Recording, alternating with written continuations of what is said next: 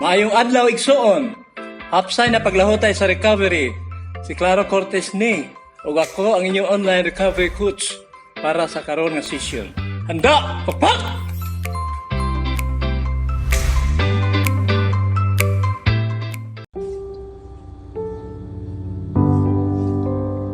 Sa dili pa magsugod, ang online recovery session magampo sa kita.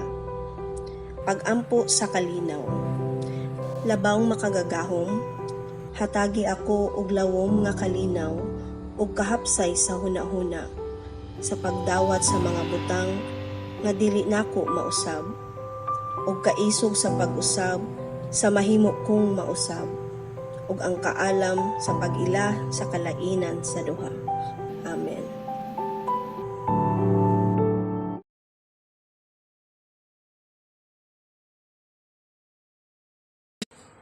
Addiction is a physical, mental, moral, emotional, and spiritual disease that affects every area in our lives.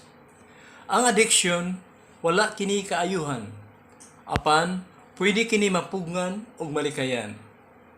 Welcome to our online recovery session.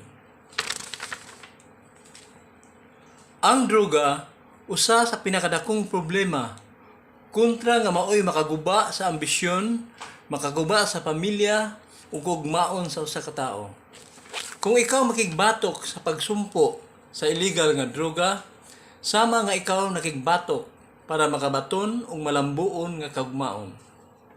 Kill your addiction, or your addiction will eventually kill you.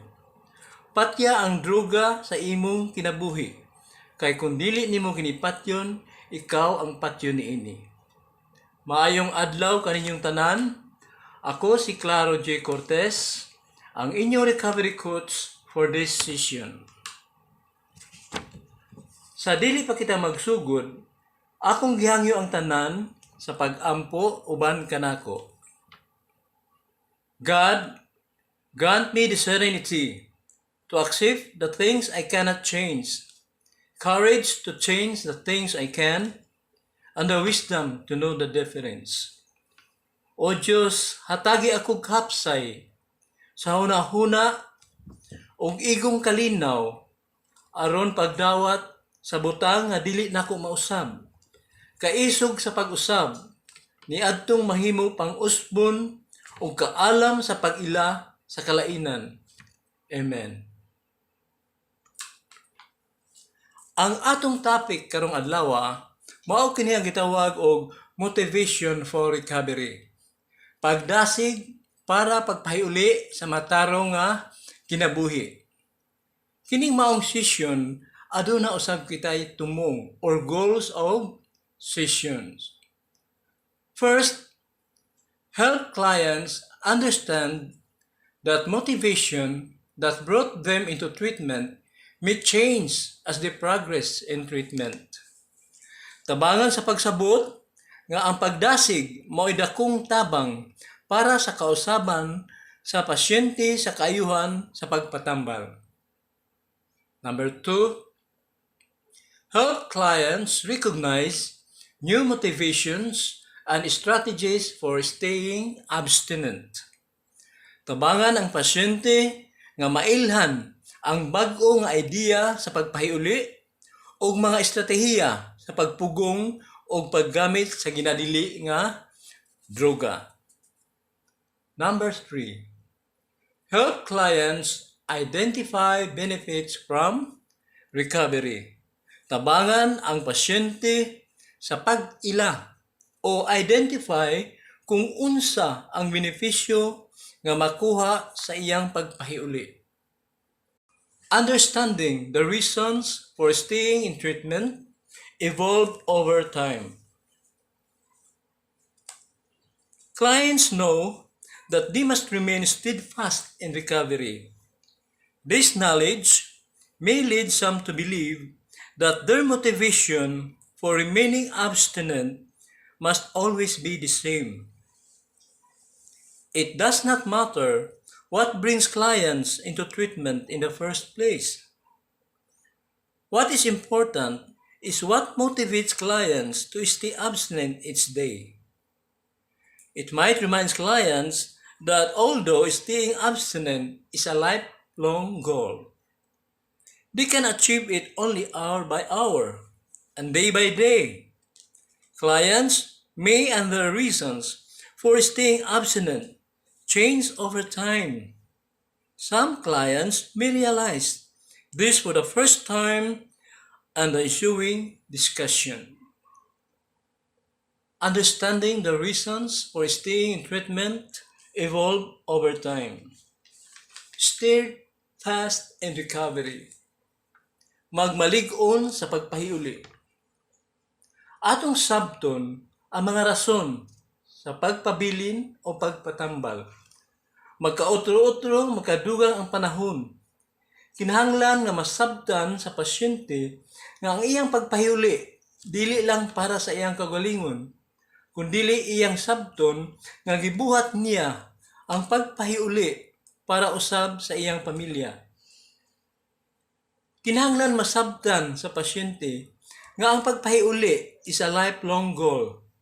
Dili nato kini makabot kung huyang ang iyang motivation sa iyang kaugalingon para sa kausaban sa iyang kinabuhi. Kinahanglan hugot ang atong motivation sa atong kaugalingon. Ulig-uno nato ang atong determinasyon sa pag-utro. Kay walay laing maka-utro sa atong kinabuhi kung dili kita lang. If you are determined to change everything and do it with God. So, ang pagpugong paggamit sa ginadili nga droga, maugayod ka na ang makatabang pagpahiuli, labi na ubanan sa pag-ampo sa Ginoo para ikaw magbalampuson sa imong recovery. So, steadfast in recovery, meaning magmalig-on sa pagpahiuli sa kinabuhi. Dapat lig-uno nato ang atong kaugalingon. Natay kaugalingon nato nga determinasyon sa pag-utro sa atong kinabuhi. Utrohon nato atong kinabuhi, atong motiviton ang atong kaugalingon nga dapat usbon nato ang atong lifestyle para usab ang atong pamilya magmalipayon uban kanato.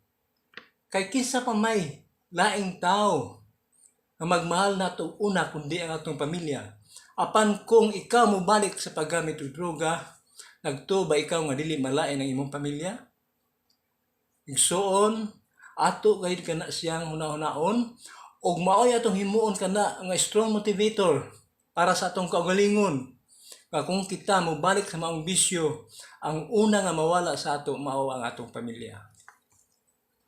Using new strategies as motivation evolve. Magamit og bag-o nga estratehiya para pagdasig sa kaugalingon, para sa kausaban sa iyang kinabuhi. Clients may enter treatment because they are afraid of what will happen if they do not stop using substances. Clients may, and that if they focus on staying abstinent, their initial motivation for not using drugs and alcohol will evolve into a personal, internal desire to maintain their new lives. Internal desire. Kinaaladman nga tinguha sa pagbag-o sa atong kinabuhi. Meaning kung ikaw magbag-o, dapat kinasing-kasing. Focus ang imong attention sa imong pagbag-o. If you are determined to change, as I've said, change it. Change everything and start it with God. Kinaaladman nga tinguha o kinaaladman nga tinguha sa pagbag-o sa atong kinabuhi.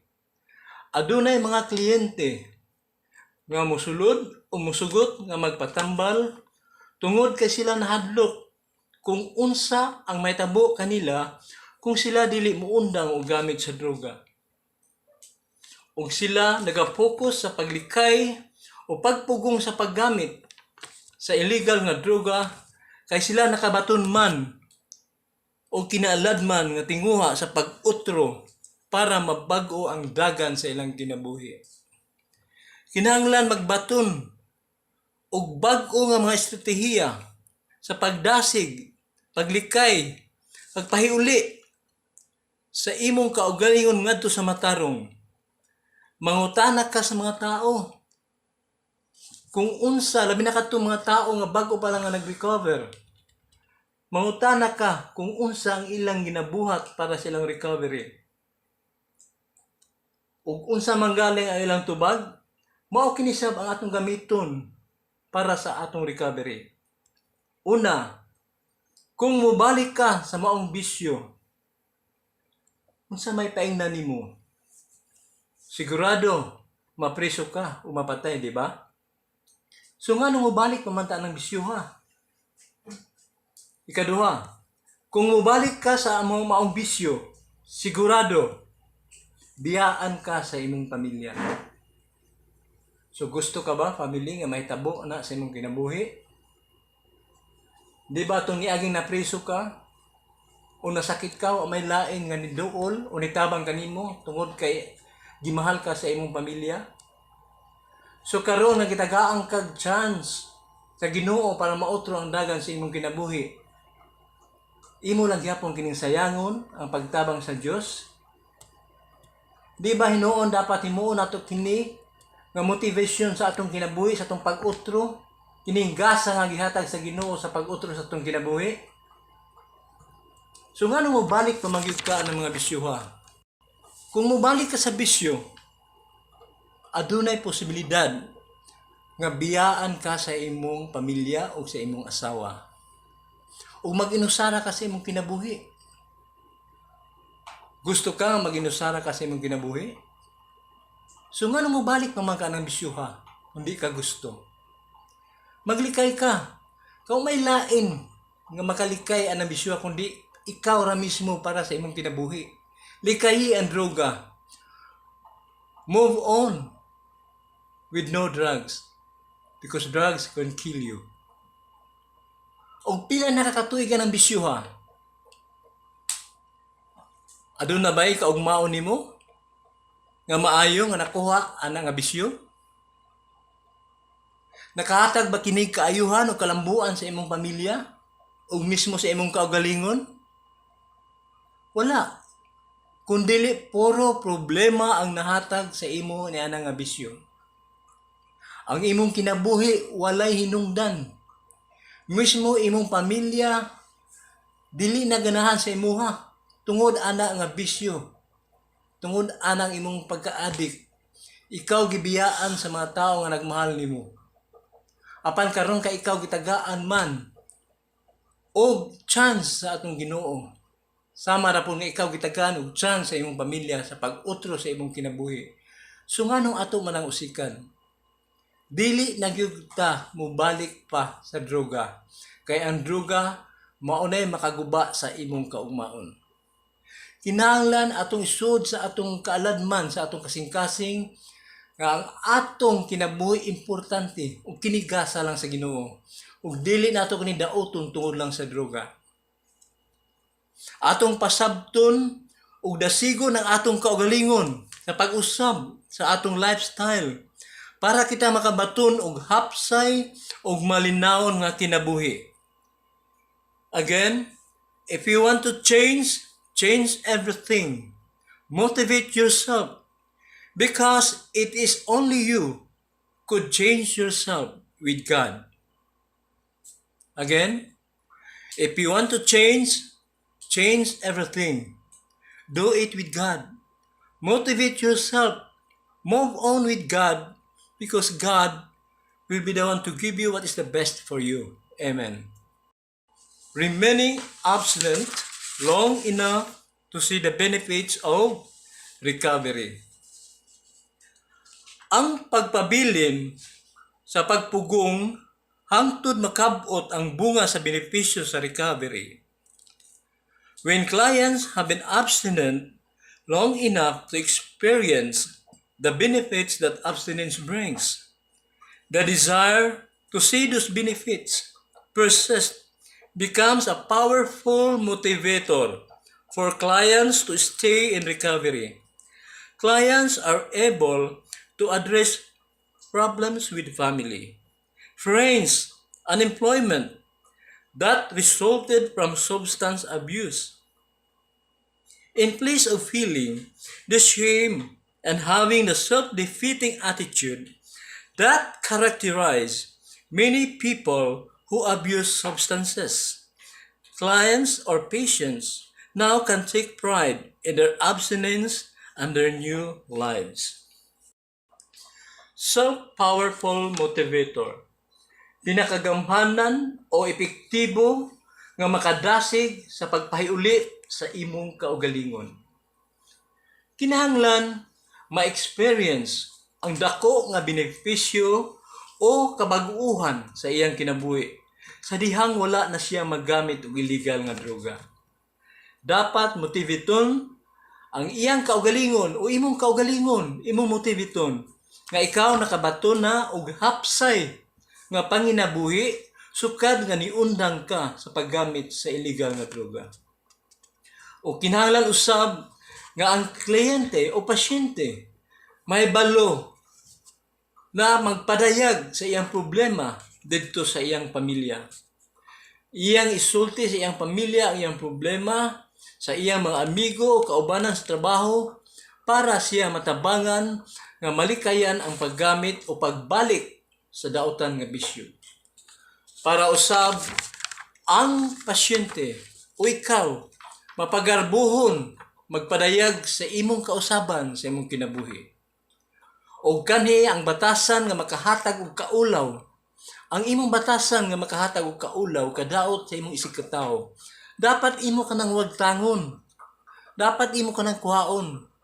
Aron matagamtaman nimo ang tinud-anay nga kalipay sa imong kinabuhi. Aron ikaw magmalinawon, malipayon, magarbuhon ug malambuon nga kinabuhi. Inubanan sa puno nga gugma ug respeto sa pamilya ug labaw sa tanan, inubanan usab sa pangaliya sa Ginoo ang kinabuhing puno sa gugma makab-ot gayud. Ang usa ka adik, hinahinay siya nga naghikog. Hinahinay nga iyang giputol ang iyang kinabuhi. Apan ang pagkaadik, usa ka kaaway sa usa ka kinabuhi sa tao. Sa paagi nga nawad-an ng hiniog gahom sa pagbuntog niini. Daghang tao nga nabanhog sa prisuhan sa paggamit sa ginadili nga droga. Nagpahitabang pinaagi sa medisina, tinuohan, o sa mga psychiatry. Wala kining tanan makatubag kanato. Kanunay mo balik ang atong sakit hangtod nawad-an na kini og paglaom. Ayaw pagpawala og paglaom. Dasiga ang imong kaugalingon pagpahiuli. Dasiga ang imong kaugalingon kay ikaw anak sa Dios. Pagpakabuhi nga malinawon, layo sa mga problema o kasamok. Stay away from your drugging friends. Ayaw pakig-uban sa mga tao nga makadaot sa imong recovery. Stay with your family. Ipabati o ipakita sa imong pamilya ang imong gugma ug suporta kanila. And most of all, balik sa atong Ginoo. Ipakita sa iya ang imong pagbag-o. Remember that we are ultimately responsible for our recovery and our decisions in life. Ang atong pagpatambal o paghimog desisyon sa atong kinabuhi, kana ato kanang kaugalingon nga responsibilidad. Dili kana responsibilidad sa ubang tao. Busa, lihok na. Go with God and no to drugs. Atong balikan ang atong sessions karon. Ang atong session karon gitawag og motivation for recovery.